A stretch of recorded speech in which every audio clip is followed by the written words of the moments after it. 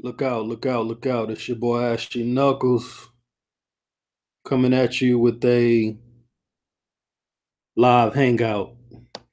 Now don't mind me, the video may not be as fluid as some of my normal videos. It's Saturday. I've been getting my drink on. So let's chop it up, man. I looked online and saw Jeff Horn basically saying, and I've been watching a lot of videos. A lot of y'all been talking about it, so it's not like this is breaking news. Y'all know what the fuck going on. But I don't know if it's Jeff Horn the one that's doing it, or if it's his people are the ones doing it. But basically, they have insinuated that they have no desire to defend against Terrence Crawford next, quote unquote, because he doesn't sell tickets. And I mean, on a business sense, I can understand um, a fighter's team having that concern when faced with such a big risk, because it's not like this is some routine defense. You know, you're knocking down your top 10 contenders as they come along, as they earn a place and earn a shot within the rankings of the organization that you're champion for. You know, this is against somebody. This is against somebody who was arguably the pound for pound best fighter on the entire planet. Now that Andre Ward and Floyd Mayweather are retired, and you know, why take a risk like that when you're not going to be compensated for it? Um, Now, when I say compensation, obviously, when you fight a Terrence Crawford, you're going to get more money than you would fighting the unknown people of the boxing world who have no fan base, no high profile promoter, no manager, this, that, and the third. But Terrence Crawford is a star fighter, top notch promoters in the sport of boxing, and has been one of the top promoters in the sport of boxing for years, in top rank, and, you know, headed by Bob Arum. But being of the fact that he fought Manny Pacquiao, maybe he feels that taking you know, a fight against a guy of this class and not being compensated against Pacquiao, which I don't even recall him making a whole bunch of money against Pacquiao.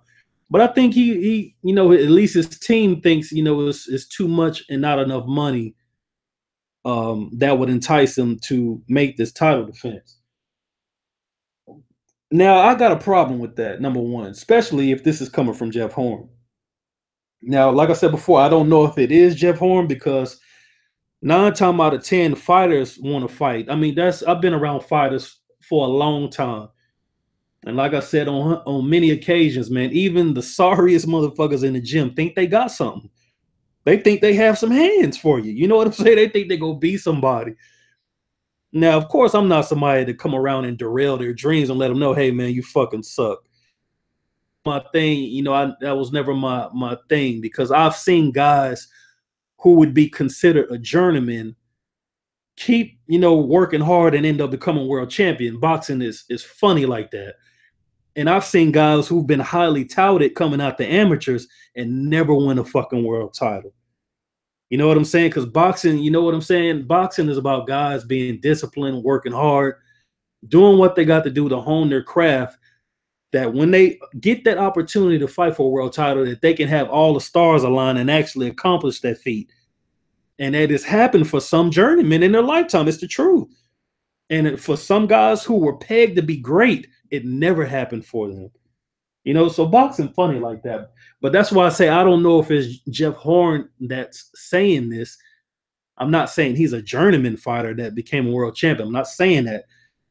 Just don't talk like that. You know, fighters fight. Fighters think they can compete with anybody. And that's just the overall truth of the game. That have nothing to do with what the writers write. Fuck them. You know my stance on the writers. Has nothing to do with the guys in the suits with the camera say. Fuck them. They say what they say. You know what I'm saying? This is talking about the gym, where those motherfuckers never are. You know what I'm saying? That's where they never are. But anyway, I still got a problem with that, even though his team is saying Terrence Crawford doesn't sell tickets. Terrence Crawford, well, let me before I go there, they say that the African American is hard to promote an African American fighter. African Americans don't support their fighters, they don't come out in droves, this, that, and the third. But most money that have been accrued in this sport of boxing, I have to say over 85% of the money that's been accrued in this sport of boxing on the highest level, millions of dollars have come from African Americans.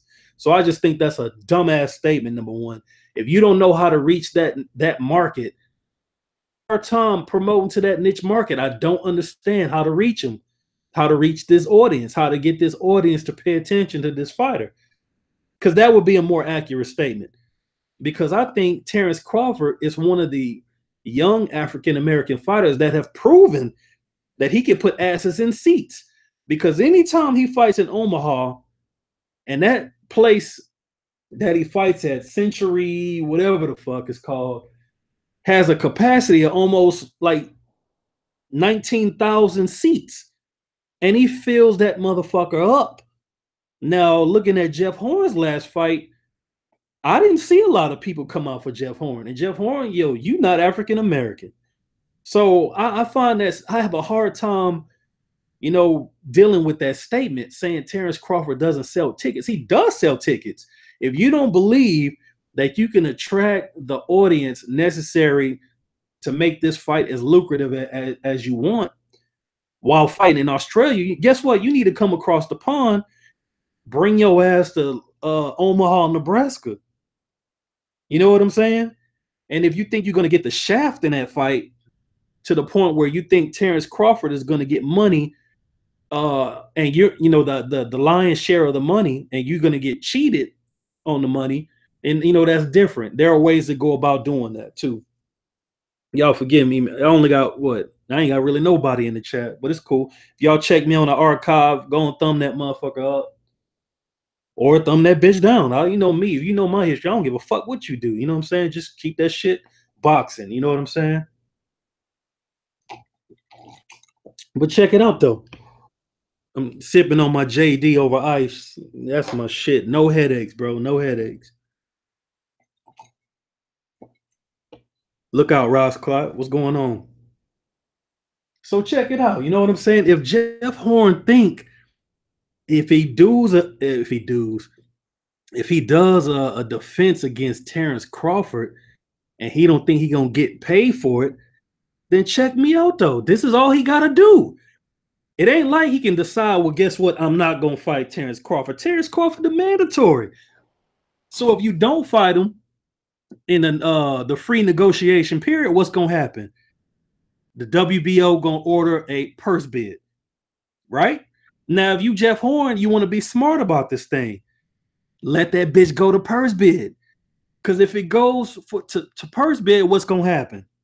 The champion is guaranteed 75% of the pot right off the bat. So if he think he's going to get shafted during the free negotiation period with Top Rank fighting Terrence Crawford, even if they fight in Omaha, all he got to do is let that bitch go to purse bid. Get 75% fucking purses.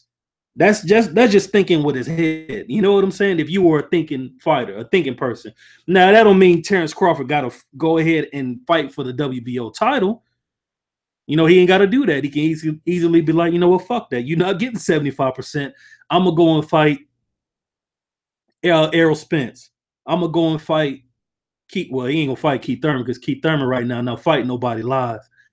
But he could be like, I'm gonna go fight Errol Spence, and he could fight for another world title.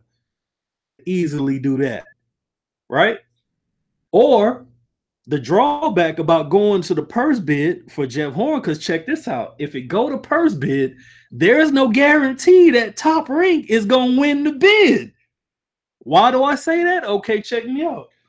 If a fight go to purse bid, any promoter in the entire world can fill out an application, pay their fees, and they get a right to bid on the fight. So Don King can come back from the grave put up $3 million in the fight. And if that's the highest bid, Don King finna promote that fight. Now Don King back in this bitch. You know what I'm saying? Al Heyman, well, he not a promoter, so he can have one of the guys, you know, the promoters he worked with. We know Lou DiBella, basically every other promoter in the fucking sport of boxing in the United States.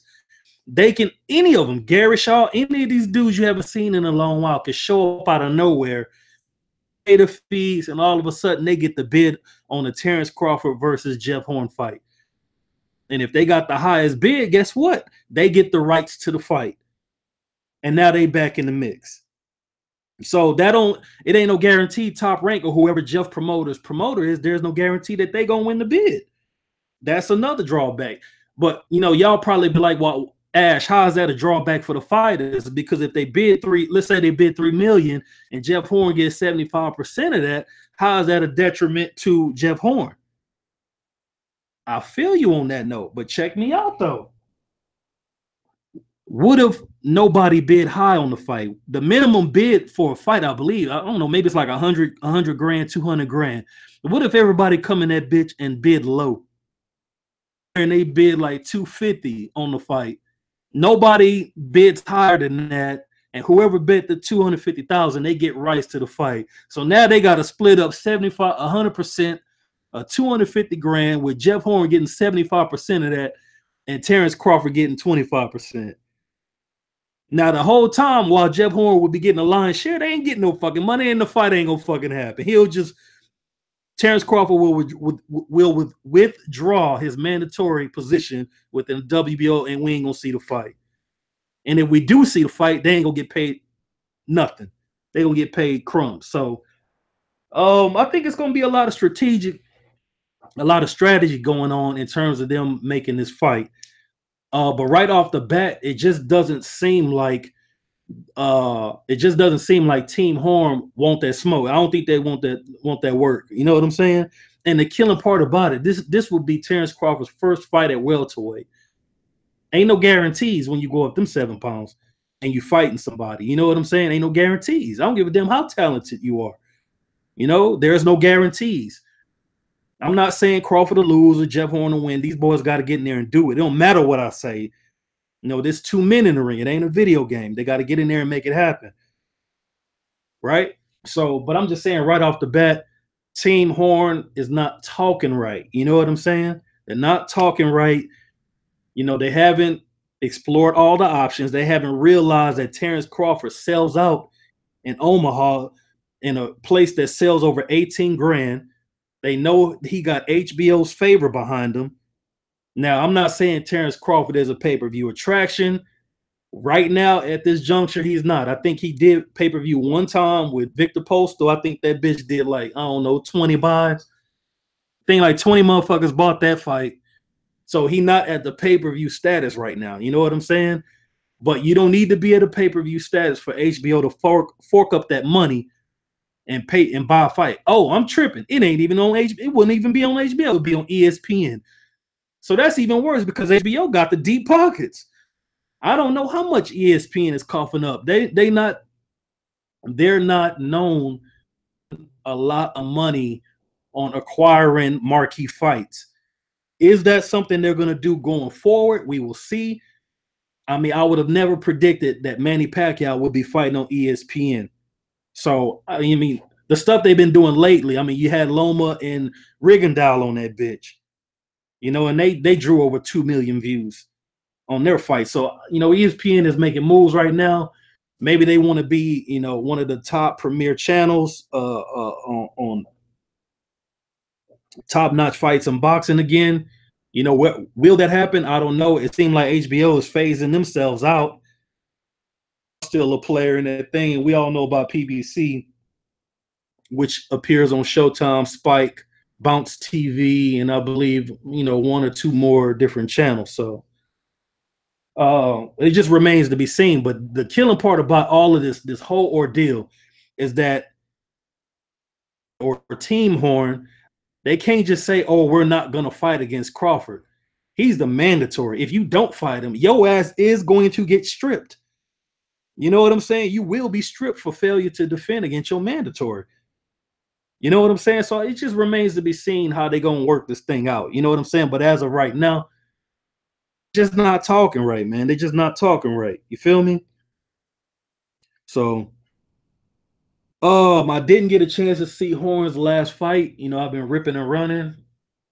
And but you know, I can always pull it up. It's on YouTube, you know. I know how Jeff Horns fight. I watched him fight Pacquiao. He's a scrappy little motherfucker. You know what I'm saying?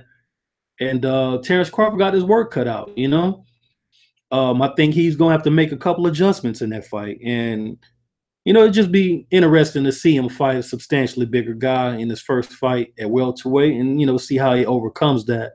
It wouldn't be the first time we've seen that. If anybody could do it, it would be him. It's not like he got to go in there and just go right after him. He could resort to just boxing and win on points, but you got a guy who has no problem coming after you, you know, and he's a tough dude. This dude took flush shots from Pacquiao, and not many of Pacquiao opponents can say that they took shots from Pacquiao and kept coming after him.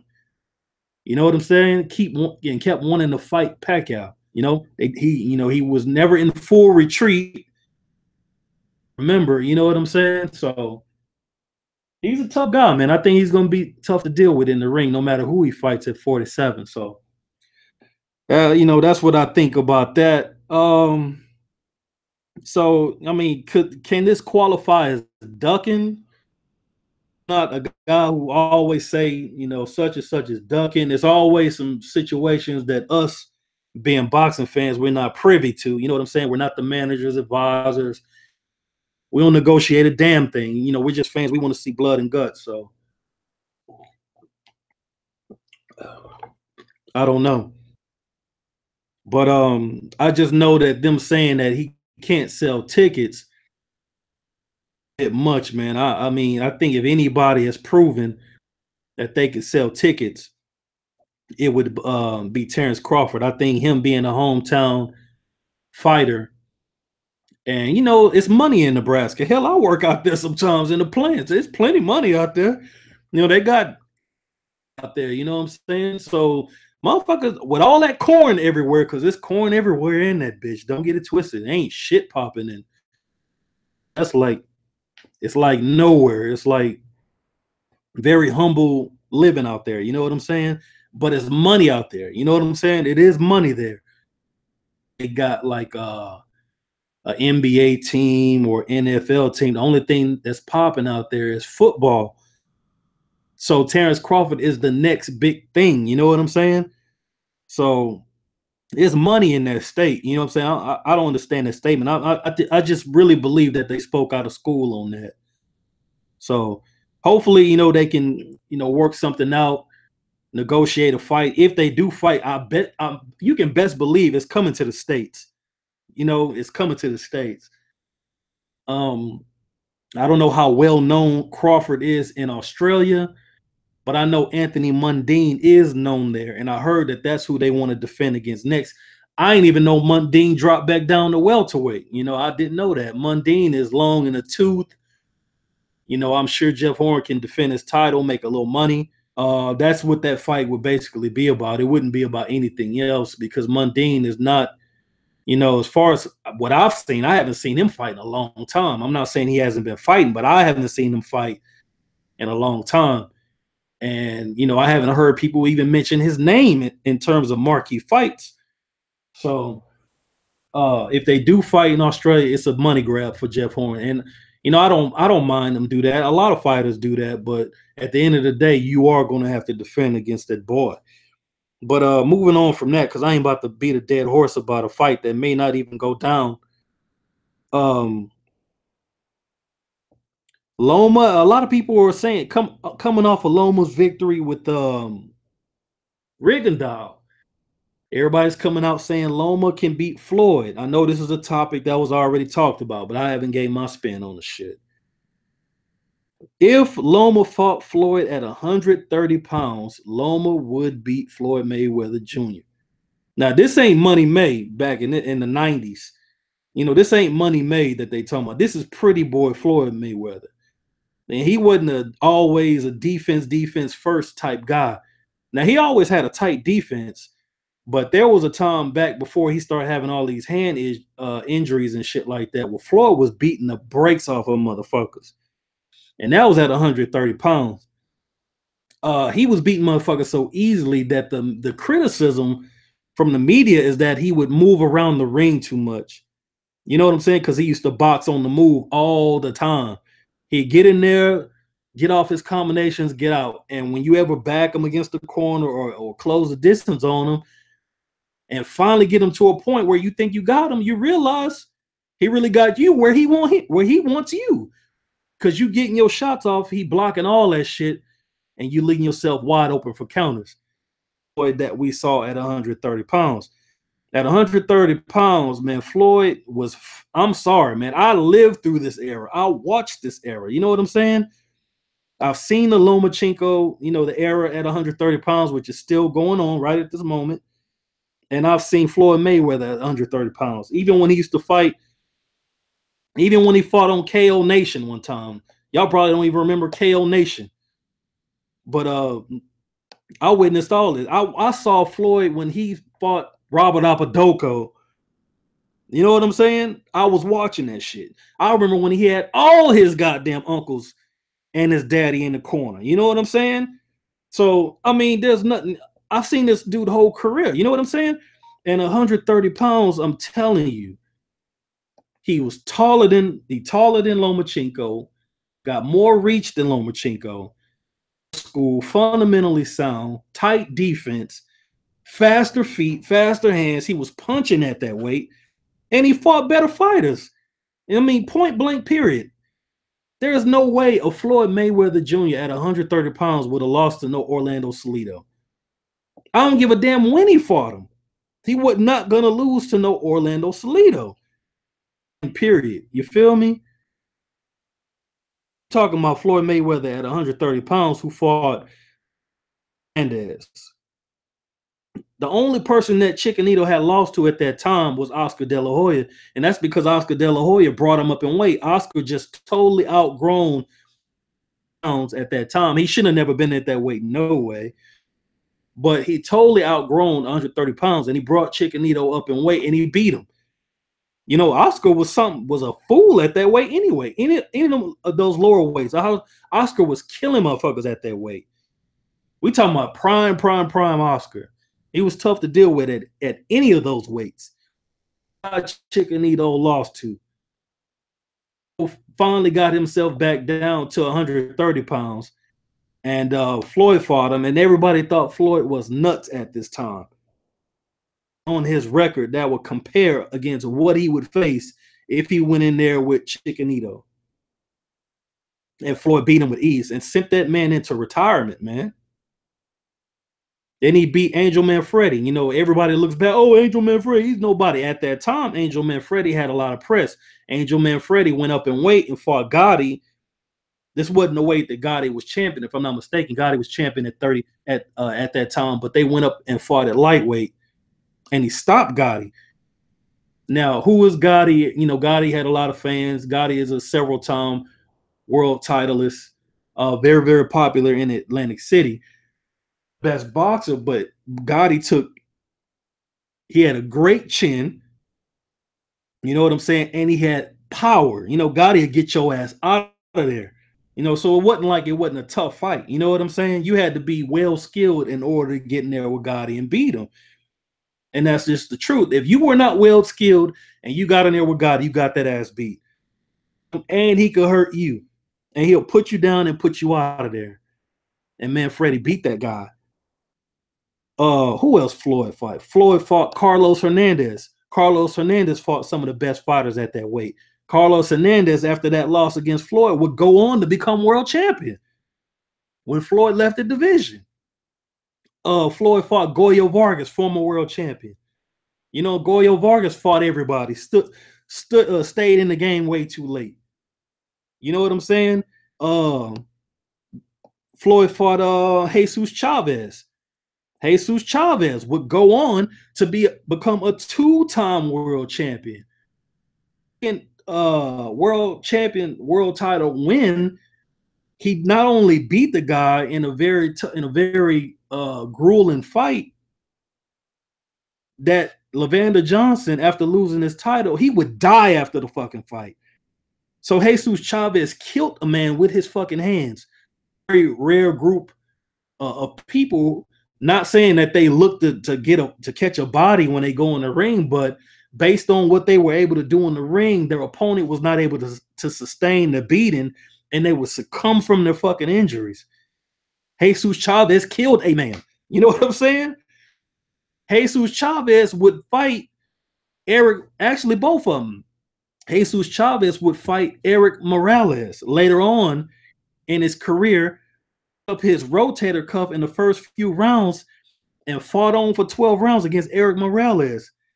Gave Eric Morales one of the toughest fights he ever had in his fucking life.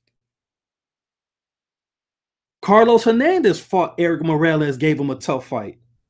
You know what I'm saying? So it ain't like Floyd was fighting bums at this way. He was fighting legit guys. Floyd fought Diego Corrales. If you fought Diego Corrales, he was a good amateur. He fought with everybody in the amateurs.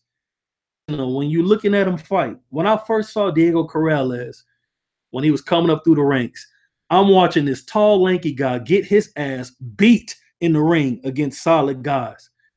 He'll get in there with him. They're beating his ass. You know what I'm talking about? He wasn't like the most flashiest guy. He ain't have the best boxing skills. But you can hit Corrales with a fucking tire iron, and he was going to keep fucking coming.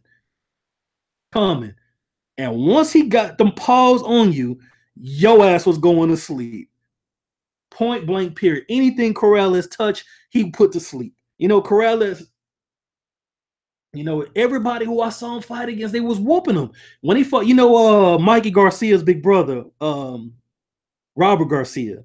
He was champion at that time, way back in the gap, IBF champ, because him and Fernando Vargas used to rock with each other real hard back then. And Robert Garcia fought Corrales, was putting fucking hands on Chico. But it didn't end well because towards the championship rounds or whatever, or on the way to the championship rounds, Corrales will finally find that mark, and he slept Robert Garcia, took his fucking title. You know what I'm saying? Chico was nothing to be fucked with at 30. In fact, he was the favorite to beat Mayweather at 130 pounds. And we already know what happened when they got in the ring with each other. You know what I'm saying? So it is what it is, man. 130 pounds, Floyd was, I mean, you was not seeing Pretty Boy Floyd. Please believe. And I don't give a damn what Dan Rafael or any of these writers say. But Loma's ass is not seeing no Floyd Mayweather at 130 pounds. I don't give a damn what you say. I don't give a damn what you tweet. I don't give a damn what you write. You guys, they ain't even been around boxing that long. You know, maybe Miguel Cotto brought them to the sport. You know, they were fans of Cotto and they stuck around since then. Now they think they somebody. You know what I'm saying? Or maybe Triple G brought them to the sport. They wasn't big boxing fans, but they saw Triple G and now they're fans. Or maybe it was Loma. Maybe it was Nonito Donaire. You know, Boxing Rec is not going to look. You can go to Box Rec all you want. If you don't have no history, the shit that come out of your mouth is only going to sound intelligent to you. It ain't going to sound intelligent to nobody who been through all these eras. Been through all these eras. Been in the sport. You know what I'm talking about? Loma is not seeing no Floyd Mayweather. And him fighting with his hands down and clowning and shit, he would have got fucking stretched. Get the fuck out of here. You're not doing that shit against no Floyd at no 130. I'm not even finna waste my time arguing with anybody about it. You can thumb this bitch down. I don't care. He ain't seeing Floyd at 130. Fuck what you heard. Anyway, moving on. Let me look at some of these comments, man. Carter J, what's up, pimpin'? Jeff Horn is an ugly fight for Terrence Crawford. Yup, Crawford gonna box his head off. Conventional wisdom and history says that that's what's gonna happen, but you know, it's a fight. You know, anything can happen in a fight. You know what I'm saying? Horn is a bad fight. He got to go through it. Everybody had to go through bad fights. You know, you name the fighter, I could tell you they're bad fights. You can put any name out there. Well, I ain't gonna say any name, but yeah, everybody has had, fighters that just, anytime they got in the ring with him, it was tough. It was tough, a tough outing. Do I think Rigo was done? Hell, man, we happen to be at a time where we saw Guillermo Rigondeaux fighting professionally, and we didn't get an opportunity to see him fighting in his prime. And this is a young man's game, and I do know he's skilled, and he's shown he's virtually, well, I ain't gonna say he's unbeatable, but he's been, he's tough to beat at 122 pounds. If you go back down to his weight, maybe he can continue. Is he done at the top level? Probably not, but will he get another opportunity on major television networks? That's a tough one, man. I don't know if that's going to happen. So we'll just have to see about that.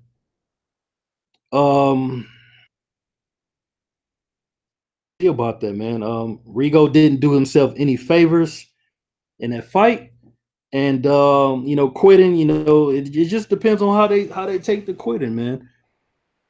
Took Roberto Duran, a few fights to really get back on the good side of the people, before he would continue his legendary career. You know what I'm saying? A lot of people frown on that no mas. They still talk about it to this day.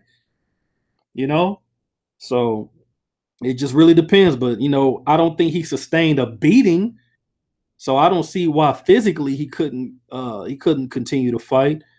But getting major opportunities, he may be done for that. Just like Walters, he may not get another opportunity in a major fight. So it just remains to be seen. You can't squander your opportunity like that. When you finally get your ticket pulled and your name called to step up and fight on a big network, you got to leave everything in the ring. Saying leave it in the ring is not something somebody made up overnight. That shit been around for a long time. You gotta do what you gotta do to make the show. The show must go on. The show gotta be appealing to the people that's tuning in to watch, and the people that's buying tickets to see it. Perform well enough, guess what? Your name don't get called too much more. Fights for his tune-up, I think he fights Devin. Honestly, I think he fights Devin. I think Devin would be an obvious choice. Here's why, because a lot of people say, well, Devin hasn't fought, whatever. I touched on that in another video. Devin just fought Walter Castillo. He looked good. He looked like, those painkillers that he was taking for so long. He looked like he worked that out of his system. He's starting to look like Devin of old. But you could see a little ring rust. He hadn't been in the ring in like 2 years. But I think fighting Devin would be the obvious choice because former two division world champion. He's won like 2 or 3 world titles. He's fought some solid guys. Whether he won them or lost them, and he can punch, and he may present some similar looks that he may get from one, say, Errol Spence, who's also southpaw, fast, and maybe I'm pipe dreaming. Maybe Thurman won't even fight Spence. I don't know. Maybe he will. Maybe he won't. I don't know. I would love to see him do it. Fight Spence. You might as well fight a southpaw Spence so you can kind of get an idea of the looks you're gonna see. Because the last time he fought a southpaw was against Collazo, and even though he would win that fight, he did have some trouble. I think Collazo went to his body and had Thurman making some decisions up in that and how he wanted to plan his attack moving forward in that fight. Speaking for Devin, I think it's a very high risk for him. Hell yeah, because I think if you get in there, leaves him, that's it. Ain't no more recycling Devin. Maybe if he go up in weight and fight at 54, but he'd be a dwarf at 154 pounds. And I think everybody will beat the shit out of him at that weight. You know what I'm saying? I think his ceiling is 47. Devin really don't even belong at this weight. He really don't. He don't look like no welterweight to me. But he fought at this weight. He won a world title at this weight. durable welterweights in his stint at the weight. So yeah, I think he can continue campaigning. So it just remains to see what is left of Devin. But as for Keith Thurman, at the end of the day, he need to see where he at. You know, he's been injured in the fight game. All you got is your body. So if you hurt your limbs or whatever, you know what I'm saying? You got to see where you are before you pursue these big major matchups. He got to see where he is. You know, he got to see if he's fully healed. He can get in that fight with Devin and hurt something else, you know, or re-injure some past injury. Devin and blow him out. You know, there's really nothing more you need to do. You need to go ahead and fight champion that you are and fight major guys, major fights. But if he fight Devin and blow him out, and he going out of his way to fight major guys, which is not something that we are seeing from Thurman. And Thurman call out the who's who of boxing and going after these guys. So, you know, I won't be the one to say he ducking and this, that, and the other, because I haven't seen Thurman behave in that manner. The way he talking recently is not indicative of how Keith Thurman usually goes about his business. So I'm not gonna be the one to be like, oh, you pussy, he did that. I'm not gonna be like that. He got to show me a pattern, and from so far he hasn't shown me that pattern. At the end of the day, and he got to see where he is. That's where I'm at with Keith Thurman right now. You know, you better not duck me, son. I ain't afraid to let it go. Those are the things that are on my mind right now. I know he just got married, and maybe that softened him up. You know, he went over there and brought back an exotic, you know, brought back a little dime or whatever like that, and start getting a little bit of that home life, and self-admitted lost a little hunger. Maybe he got some sparring in, have somebody hit his ass in the fucking head real hard before he realized, you know what, I'm a top-notch fighter. I need to get back to business. So that's all it takes. He just got to reintroduce himself to the world of boxing, reintroduce himself to hungry fighters who ain't going to take it easy on him, even in sparring, for him to be like, oh, okay, I need to go back to being Thurman, you know? I need to go back to being one time the guy who had the big amateur career, who was knocking motherfuckers out coming up through the ranks with speed and power, and go back to being what we know Thurman to be. So, you know, that's what I expect. I haven't seen anything different. It's just now that he's talking different. Danny Garcia, man. Look, Danny Garcia fought a lot of tough guys at 40. Pretty tough guys at 47. But he not going after the major guys at 47 like he did at 40. You know, he just not.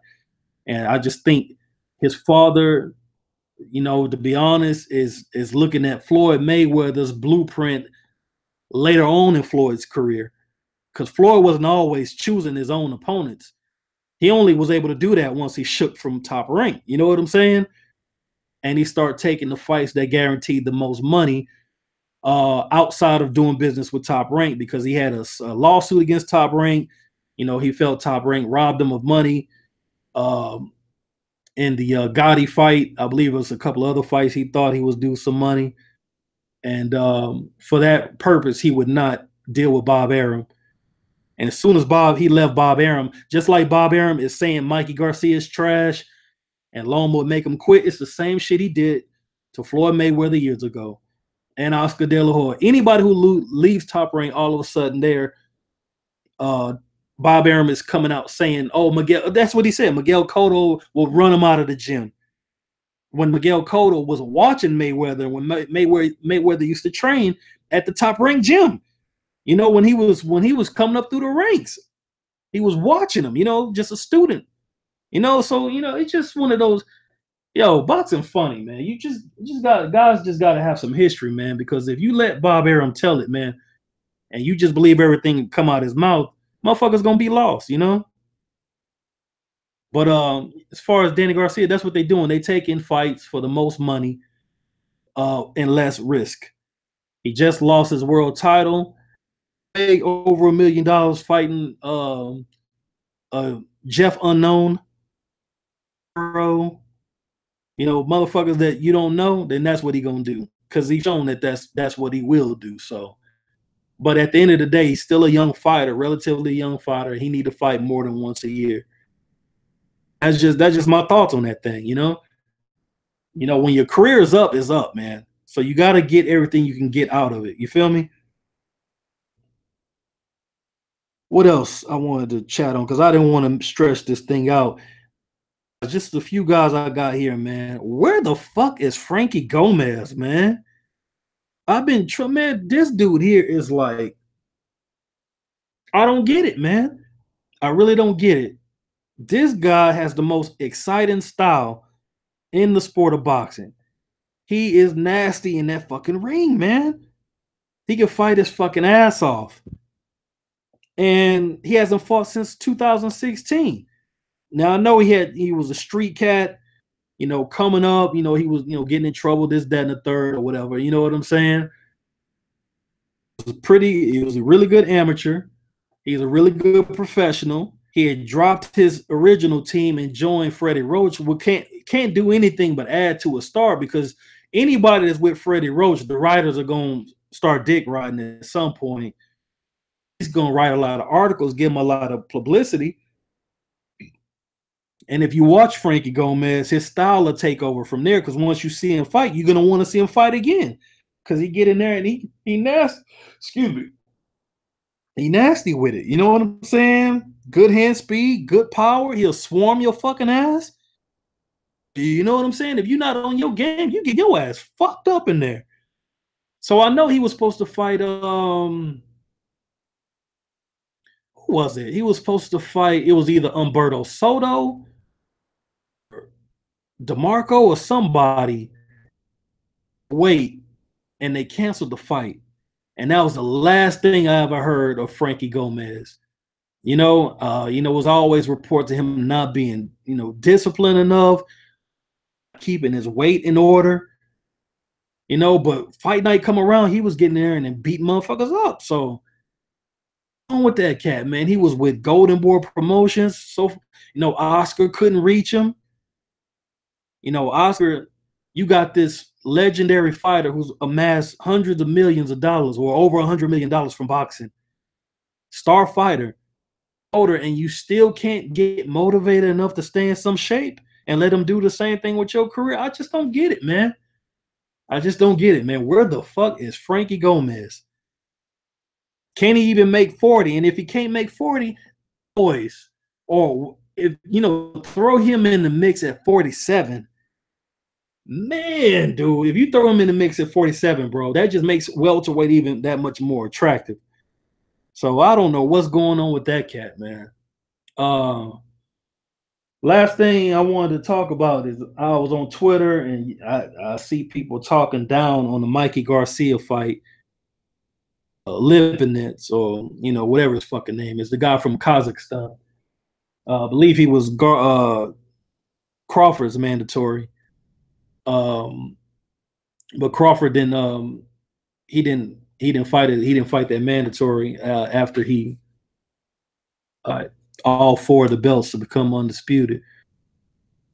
Four of the belts to become undisputed right off the bat. Let me just put that out there as a disclaimer for motherfuckers who tuning in and don't know. You don't need to unify all four belts to be undisputed. You don't. Historically and currently, you know. If we keep doing that, by the time 2020 comes around, it's going to take 10 goddamn belts to be undisputed. You know, it stopped at the IBF, WBC, and the WBA. And in my opinion, that's where it stopped for me. It stopped for me. Look out, blood. What's happening? You come at the tail end of this thing. I'm about to come up out of this. Oh, shit, man. What do I think of Felix Verdejo? I think he got a lot of good skills. I think he's a crafty fighter. Only time will tell if he's going to carry the torch of being the star fighter of Puerto Rico. We know Puerto Rico gets behind their fighters, will come out in droves. Not only Puerto Rico, you know, the island of Puerto Rico, in case he wants to fight the Coliseum. The house that Tito Trinidad built.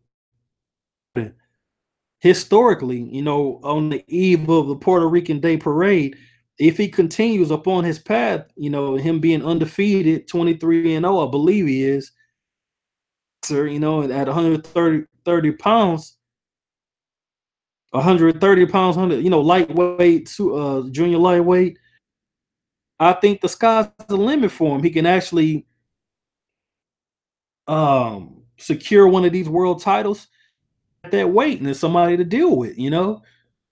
Actually, that becomes a more interesting fight by the time Lomachenko goes up to that weight. He's not going to fight Mikey Garcia. So, I think the sky's the limit for Felix Verdejo, man. I think he has really good skills, man. Right now, at this moment, Puerto Rico does not have a star. And if he really serious about it, and he want to hone his craft and get to the point where everything is coming together and fight some major guys, he can be next in line. I mean, we thought Wama Lopez was going to be the next one after Miguel Cotto, but it didn't happen. He got clipped, and it didn't go down for Wama. Wama never really became that star. So the only star to represent PR after Tito was Cotto. So we'll just have to see. We just have to see. That's a niche market it was already built. Felix already built that market. Actually, the market was built before him, but he took that bitch to a whole nother level. Now, any star Puerto Rican fighter can go to New York and become famous. You know what I'm saying? They will support their fighters. And it ain't just Boricua, the Boricuas, man, the Latino community, Blood said he at Walmart shopping before the Billy Ho fight. The Billy Ho, man. You know what? I really don't like that cat, man. I really don't like that. He rubs me the wrong way. Now, granted, man, those hands can make me respect the guy. I respect him. He a fighter, he put his life on the line like everybody else. But he ain't one of my favorites, but I will tune in when he fight. You know what I'm saying? I'll tune in and see him fight. But I like Lemieux. I remember way back in the game where they were hyping Lemieux like they're hyping all these other cats, before the Triple G's and the Lomas. Lemieux was making some noise at 160 pounds. You know what I'm saying? Knocking everybody out. He's still nasty in that fucking ring. You know what I'm saying? He's still nasty in there. And I think Lemieux, if he's still the same Lemieux, this should be a tough outing. He's a tough outing for anybody at 160 pounds. Because we all know he can crack. But before Lemieux got stopped by who stopped Lemieux and derailed all of that hype train? Who was it? Rubio? Marco Antonio Rubio? I think Rubio knocked him out. Before that, man, I think Lemieux, I mean, he had so much hype behind him at one point back in the game. I mean, damn. I think it was Rubio that beat him, though. Quite honestly, man. Don't hold me to that. It was somebody. It's somebody who had fell off on the scene when they stopped him because he was pegged to lose against Lemieux. Lemieux was whooping everybody at that time. Yeah, Blood said, yeah, Rubio, Marco Antonio Rubio. So, and Rubio, I remember he was doing some major shit back in the game too at 54, 60, somewhere around there, and he got clipped by Kofi Jantua. Kofi Jantua, one of them African fighters, he don't have the best skills. But Kofi Jantua used to have highlight knockout reels on ESPN fights back in the game. Because anything Kofi hit, you was going down. Because Kofi could crack. Kofi Jantua could crack. So, and Kofi, I think he stopped him in the first round. I don't remember. But I know he knocked his ass out. That I remember. I remember that knockout. But yeah, man, we'll just see what happens with the Crawford and Horn fight. Will it happen? Will it not? Is he ducking? I mean, it's not like he can avoid defending his title. You know what I'm saying? I mean, he's the mandatory. You either gonna defend it or you gonna come off that strap. So anybody who tuning in right now, man, I'm about to close this thing out. But when you get a chance, I guess go back and check out some of the stuff I was talking about, and kind of chime in the comment section if you can, man, what you think about it. I kind of talked about if Jeff Horn think he would get if he think he would get shafted on the negotiations to fight Terrence Crawford, he can, try to make that bitch go to purse bid where he guarantees 75%. But I try to talk about the good and the bad about going to purse bid and how he can end up playing himself by doing that too. So it's like it's a gamble whether he try to make it go to purse bid or not, or if he try to go ahead and get the fight done on the during the free negotiation period.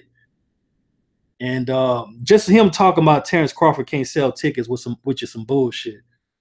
So I'm out this piece, man. I'm about to go ahead and tune in and dig on this Chiefs Chargers game, man.